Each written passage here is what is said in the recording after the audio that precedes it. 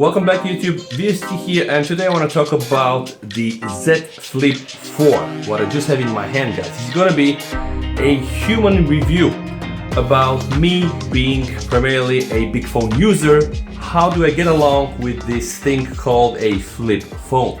So what you will not find in this review is going to be too much focus on technical specs and etc. But what you'll find in this review is, does this really make any change? If yes, how? What are the pros and the cons using a flip or foldable device in 2022? And is this good enough to replace a big phone? Like, you know, I use the S22 Ultra, one of the best Android phones out there. So before I start, please check if you have been already subscribed to my channel, and if not, then yeah, please correct this. And now buckle up and let's start. The best advantage of using the Z Flip4, or I guess any foldable phone, is just the fact that you have a full-scale, full-blown phone in your hand and can just whoop, go like this, all right? So without any further ado, right guys, this is really probably the best from using a foldable or flippable phone. Now, I can tell you guys, I really fell in love with this form factor. This is really like having just one phone in two pieces, right? But you have one phone into two half pieces, and that's also my problem with the Z Fold, because if you know how the Z Fold 4 folds, it's just having like two big phones on top of another, which is not really my thing. This, I think I can live with this and I can take it, right? And this sits very nice in my pocket. You barely can feel the phone, and I'm, by the way, using it with the Samsung original clear case cover. So yeah, that's really probably the best that you're getting out of this phone, that it is really a full functioning phone that you can just unflip, boom, have it like a normal phone, and then just flip it like this. Now, this is, like I promised you in the beginning of the video, the pros, the good part of it. The bad part of it is that if you're trying to open this phone with one hand, yeah, you know, it's probably like I'm just doing this for the first time.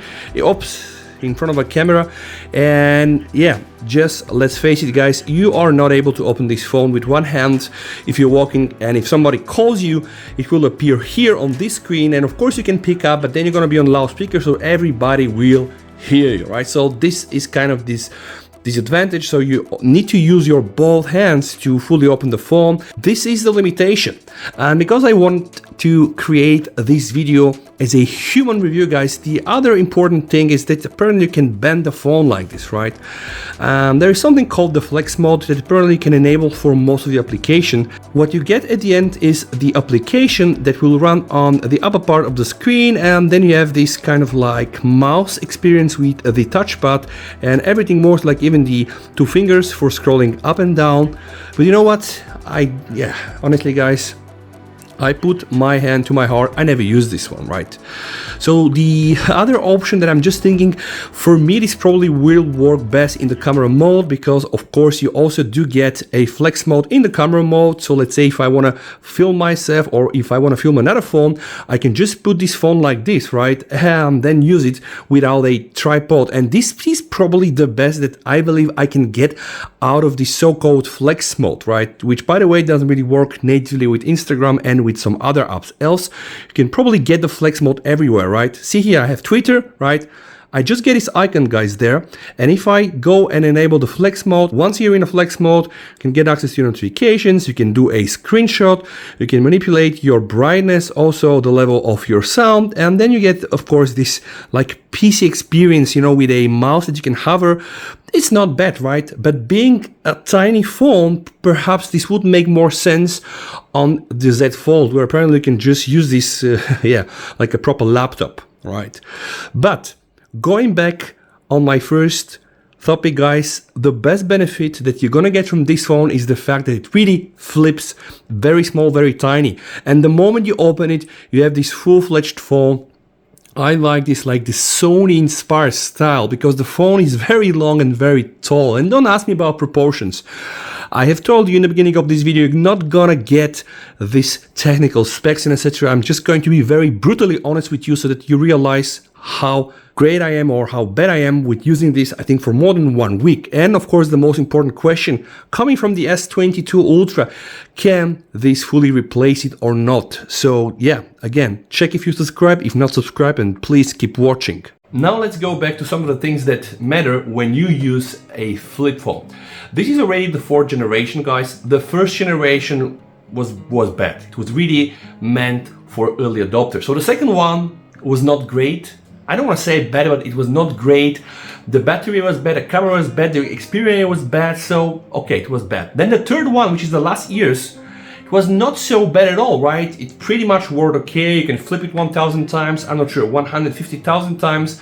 Not a problem at all, you know, the screen was not so peeled off like we had in the previous generations, but guys, the camera and the battery were not good. This year, this is a major change, guys. The Z Flip4 got a custom sensor, a 12 megapixel sensor, and the Z Fold4 got an S22 sensor.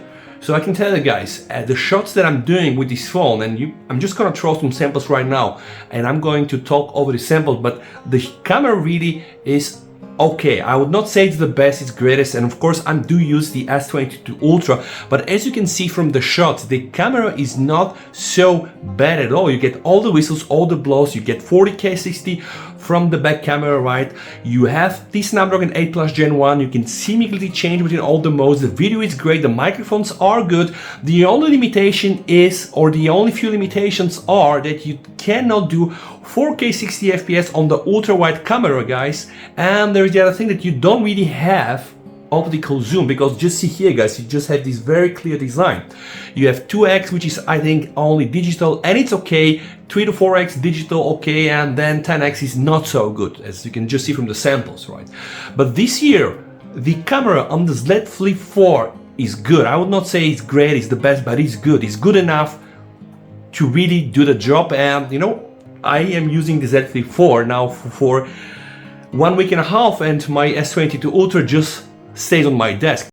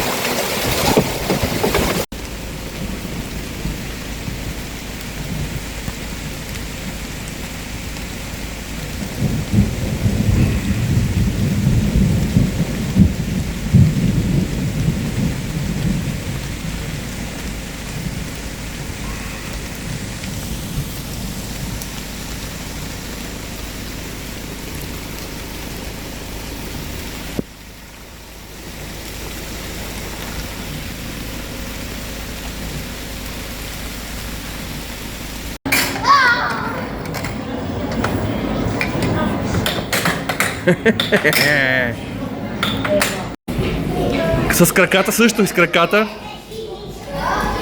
Трябва да се качиш най-горе, давай. Имаш къде да стъпаш. Стъпай на звездата. Браво.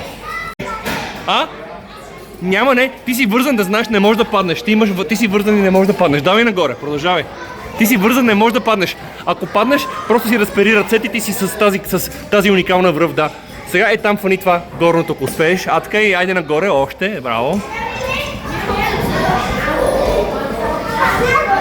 The other thing I want to address is the battery. As I mentioned before, the battery on the previous generation on the Flip 3 was very, very bad. It was terrible, guys. See here. The last 7 days, guys, I do get 2 hours screen on time. I can also do 4 hours screen on time. I have days when I got like 5 hours screen on time with some charge, and then I have days where I just get more than 5 hours. But in general, guys, you'll get every time a very decent 4 to 5 hours screen on time, which according to my own benchmarks are okay. The resolution of the screen is only FHD+, which pretty much explains it, right? It's not so bright as what we have in the S22 Ultra, but you do have 120 Hz. And I can tell you guys, might have seen the post I put in the community in the YouTube. Now, after using this phone and also more phones this year that only do have FHD+, I just do believe that the WQHD Plus is an absolute overkill.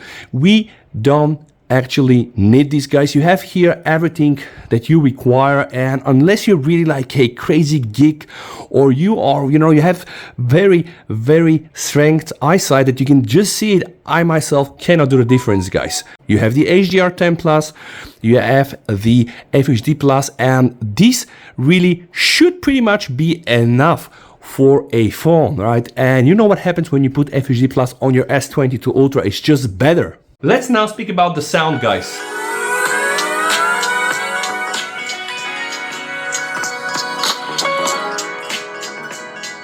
You do have a dual speaker setup. Of course, it's tuned like it should be. Feels premium.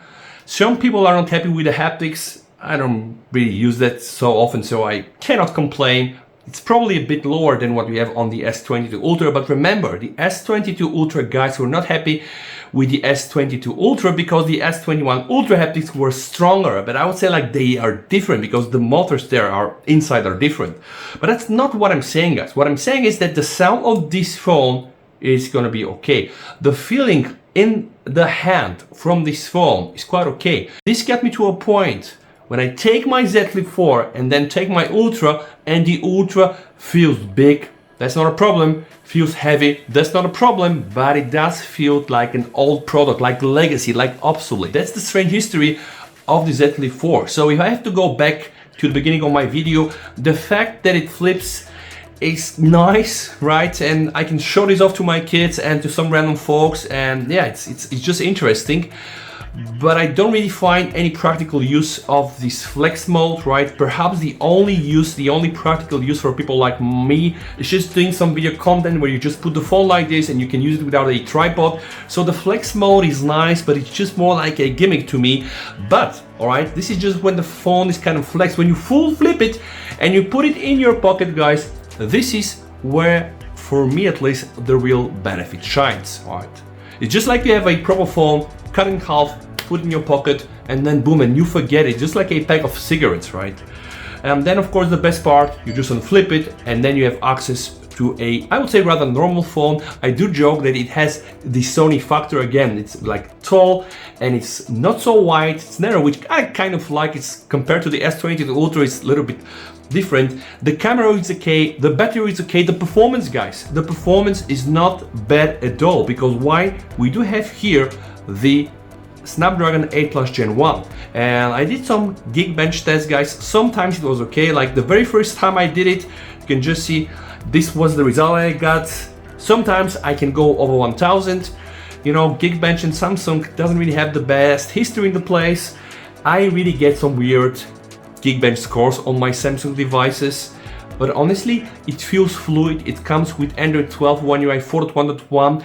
The locks are and the stutters are minimized compared to what I have with my Ultra, you know, when the Ultra started in February this year, right? The first few months were rough. So I'm really hoping to get soon Android 13 with One UI 5, still in beta 2.